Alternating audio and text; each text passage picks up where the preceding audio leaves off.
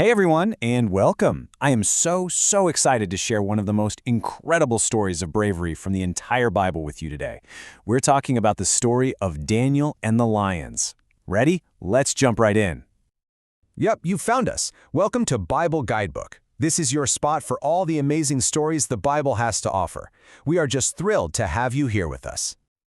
Okay, before we really get going, I've got a question for you. Have you ever had to be really brave? You know, a time when maybe you felt a little scared, but you knew you had to do the right thing anyway? Think about that for a second. And hold on to that feeling, because our story today, it's all about that kind of incredible courage. All right, so let's travel back in time to a faraway land, a place called Babylon. This is where we meet our hero, a man named Daniel. Now, Daniel wasn't just some ordinary guy. Nope. He was super wise, incredibly kind, and more than anything, he loved God with his entire heart. In fact, Daniel was so wise and so good at his job that the king, King Darius, actually made him one of his top leaders. I mean, think about that. The king could totally count on Daniel to always do the right thing. But you know how it goes. Not everyone was happy that Daniel was a big shot leader. Some of the other officials, they got pretty jealous. They saw how much the king liked Daniel, and they started whispering and scheming, trying to find a way to get him into some serious trouble. So, these jealous guys came up with this really sneaky, tricky plan. They actually went and tricked King Darius into making a brand new law. And get this, the law said that for 30 whole days, nobody was allowed to pray to any god or any person except for the king himself. And the punishment? It was bad. Anyone who broke the law would be thrown into a den full of hungry lions. So Daniel hears about this new law. He knows it's super dangerous, right? But here's the thing about Daniel. He loved God way more than he was afraid of any lions. So what did he do? Exactly what he did every single day. He went up to his room, he opened his windows so everyone could see, and he prayed to God. Not once, not twice, but 3 times that day. For him, God always came first. And you can bet those jealous officials were watching. Oh yeah. The second they saw Daniel praying, they ran straight to the king to tattle. And King Darius, his heart just sank. He was heartbroken. He really liked Daniel and didn't want anything bad to happen to him. But a king's law couldn't be changed. So, with a super heavy heart, he had to give the order to throw Daniel into the lion's den. Okay, let's pause for a second. Let's try to imagine what this was like. Can you pretend with me? All right, let's use all our muscles and push open a big, heavy stone door. Grrr, it's so heavy.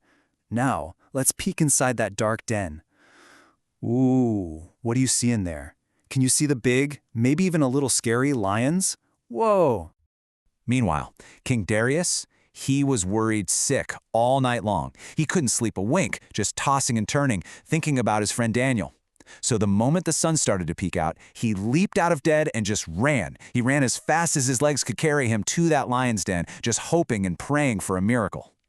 When he finally got there, all out of breath, he shouted with a shaky, worried voice, his heart probably pounding in his chest. He cried out, "Daniel, servant of the living God, has your God, the one you serve all the time, has he been able to save you from the lions?" And men, can you believe it? A voice called back from inside the den. It was Daniel, and his voice wasn't scared at all. He replied loud and clear for the king to hear, "My God sent his angel, and he shut the mouths of the lions. They haven't hurt me one bit." Oh my goodness, can you just imagine how happy the king was? He was more than happy. He was overjoyed. He immediately shouted for his men to get Daniel out of that den right now. And because he saw with his own eyes how powerful God was, he made a new rule for everyone in the entire kingdom. They all had to respect the God of Daniel. Wow, just wow. What an amazing story of faith and courage. So, what's the big takeaway for us? What can we learn from what Daniel did? Let's break down a few things that we can carry with us in our own lives. Okay, so here are the big lessons. First, Daniel trusted God completely, even when things were super scary. Second, this story shows us that God really does protect and care for those who love and trust him. And third, and this is a big one, it teaches us that standing firm in your faith, believing in what's right is always worth it. So that gets me thinking, and I've got another question for you. What do you think you would do if you were in Daniel's shoes? It's a tough question, right? It really makes you think about just how brave Daniel was. And that brings us to our last big thought. How can we learn to trust God like Daniel did? Well, it's pretty simple, actually. We can talk to him anytime we want when we pray.